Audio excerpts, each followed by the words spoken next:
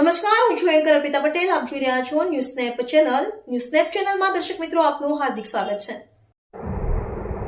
સુરતના Varachha SBI bank 50 lakh લૂંટ મામલો, વધુ એક લૂંટારાની થઈ ધરપકડ. બિહારનો મંત્રી ઉર્ફે મુકેશ કુમારની ધરપકડ. સુરત ક્રાઇમ બ્રાન્ચ દ્વારા કરવામાં આવી ધરપકડ. અગાઉ 2 આરોપીઓની ધરપકડ કરવામાં આવી હતી. કુલ 7 આરોપીઓ દ્વારા 50 લાખની લૂંટ કરવામાં આવી હતી. અત્યાર સુધીમાં કુલ 3 આરોપીઓ પકડાયા. 27 એપ્રિલની ઘટના. 7 ઇસમો દ્વારા લૂંટ કરાઈ હતી. 10 ટીમો બનાવી હતી. વિશ્વાસ પ્રોજેક્ટ અંતર્ગત કેમેરા ચેક.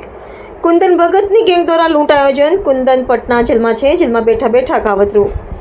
આમ શેખના ગુનામાં પકડાયેલા આરોપીને ટાર્ગેટ આપ્યો. 2 મહિના સુધી રેકી લૂંટ કર્યા બાદ સુરત ગ્રામ્ય વિસ્તારમાં વાહનો મૂકી ફરાર. યુપીમાંથી અગાઉ 2 આરોપી ઝડપાયા. બિહારનો મંત્રી ઉર્ફે મુકેશ કુમારની ધરપકડ. 8 દિવસ સુધી બિહારમાં રોકાઈ. આરોપી મુકેશ રોજ ગામડા બદલતો હતો.